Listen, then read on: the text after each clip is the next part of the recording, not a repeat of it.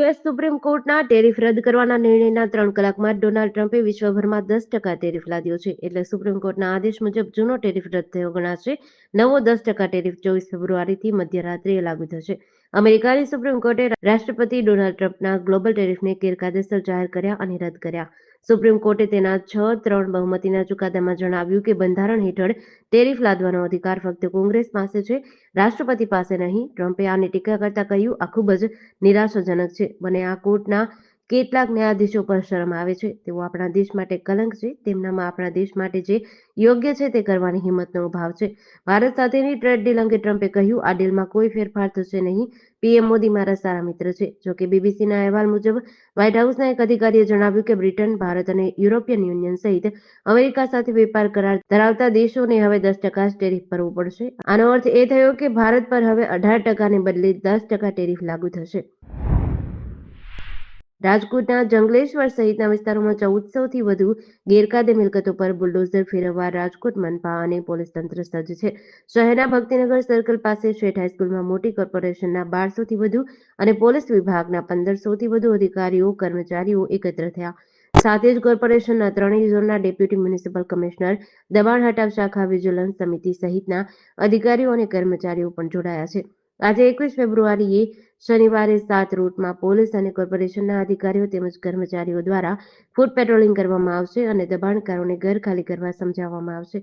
સવારથી શરૂ થયેલી આ કામગીરી સાંજના 6 વાગ્યા સુધી ચાલશે. જંગલેશ્વરની 78 જેટલી સોસાયટી ગલીઓમાં જઈને કોર્પોરેશન અને પોલીસની ટુકડી લોકોની દબાણ ખાલી કરવા જણાવશે.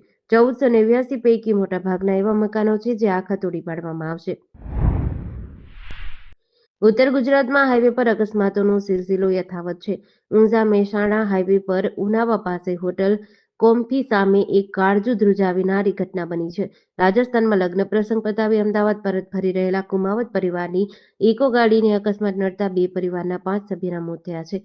આ અકસ્માતમાં 2 પુરુષ, 1 સ્ત્રી અને 1 નિર્દોષ બાળક સહિત કુલ 4 લોકોના ઘટના સ્થળે જ મોત થયા છે. જ્યારે મહેસાણા સિવિલ હોસ્પિટલમાં સારવાર દરમિયાન મંથરા દેવીનું મોત થતાં મૃત્યુઆંક 5એ પહોંચ્યો છે.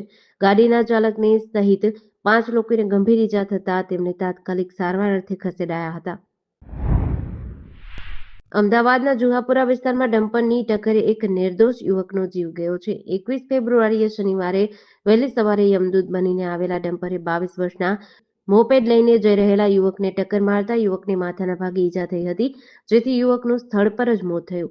અકસ્માત થતા સ્થાનિકોમાં ભારે રોષ જોવા મળ્યો હતો. બનાવ અંગે જાણ થતાં એમ ડિવિઝન ટ્રાફિક પોલીસે સ્થળ પર પહોંચી તપાસ હાથ ધરી છે. ફતેવાડી વિસ્તારમાં રહેતો મુસ્તકીમ નામનો 22 વર્ષનો યુવક સવારના સમયે મોપેડ લઈને જુહાપુરાના રોયલ અકબર ટાવર પાસે જતો હતો, ત્યારે પાછળથી પૂર ઝડપે નંબર પ્લેટ વગરનું ડમ્પર આવ્યું હતું. આ ડમ્પરે મુસ્તકીમને ટક્કર મારી હતી. ટક્કર વાગતા મુસ્તકીમ જમીન પર પટકાયો, જેના કારણે તેને માથા અને શરીરના ભાગે ગંભીર ઈજાઓ પહોંચી હતી.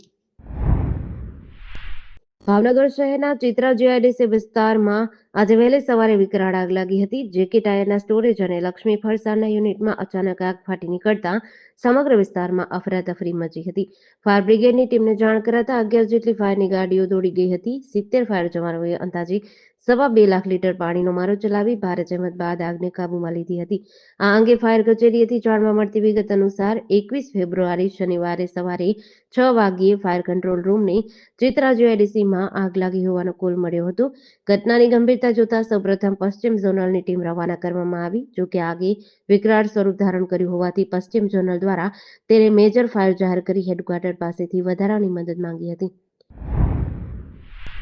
પોરબંદરમાં ગાયત્રી મંદિર સામેના ખાડી વિસ્તારમાં ગેરકાયદેસર દબાણો પર વહીવટીતંત્ર અને નગરપાલિકા દ્વારા મેગા ડિમોલેશન હાથ ધરાયું હતું. આજે વહેલી સવારથી શરૂ થયેલી આ કાર્યવાહીમાં આશરે 2500 વાર જેટલી કિંમતી સરકારી જમીન દબાણ મુક્ત કરવામાં આવી છે. આ ડિમોલેશન કામગીરી ચુસ્ત પોલીસ બંદોબસ્ત વચ્ચે હાથ ધરવામાં આવી હતી. કોઈ અનિચ્છનીય બનાવ ન બને તે માટે પોલીસના ઉચ્ચ અધિકારીઓ અને મોટા કાફલાને ઘટના સ્થળે તહેનાત કર્યો હતો. વહીવટીતંત્રના ઉચ્ચ અધિકારીઓ અને નગરપાલિકાની ટીમ બુલડોઝર સાથે હાજર રહી હતી. ખાડી કાંઠે વર્ષોથી ખડકાયેલા ગેરકાયદેસર બાંધકામોને તોડી પાડીને સરકારી જમીન ખુલ્લી કરવામાં આવી હતી. આ કાર્યવાહીને પગલે ભૂમાફિયાઓ અને ગેરકાયદેસર દબાણ કરનારાઓમાં ફફડાટ વ્યાપી ગયો છે. ગાંધીનગરના સેક્ટર 28માં આવેલી સમર્પણ મૂકબધિર શિશુ વિદ્યા મંદિરમાંથી એક 13 વર્ષીય મૂકબધિર બાળક રહસ્યમય સંજોગોમાં ગુમ થતા ચકચાર મચી છે.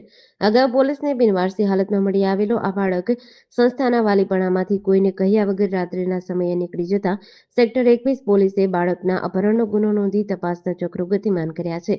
આ અંગેના સંસ્થાના ગૃહપતિ હિતેશભાઈ નીનામાએ નોંધાવેલી ફરિયાદ મુજબ આશરે 13 વર્ષીય આ બાળક મૂળભૂત રીતે બિનવારસી હતું, જેને સેક્ટર 7 પોલીસે શોધી કાઢ્યા બાદ ચિલ્ડ્રન હોમમાં રાખવામાં આવ્યું હતું.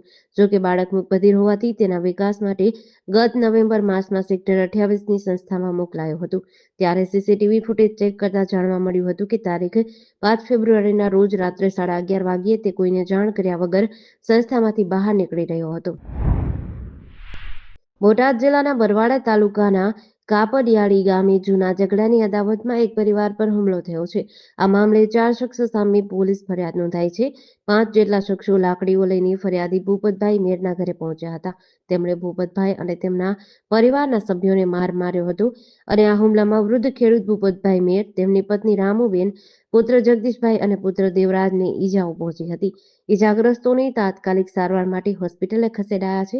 બરવાડા પોલીસે આ ઘટના અંગે પ્રવીણભાઈ સોમાભાઈ ઝાલા, ગંભીરભાઈ લાભુભાઈ, હસમુખભાઈ બાબુભાઈ અને વનરાજભાઈ બાબુભાઈ વિરુદ્ધ ગુનો નોંધી તપાસ હાથ ધરી છે.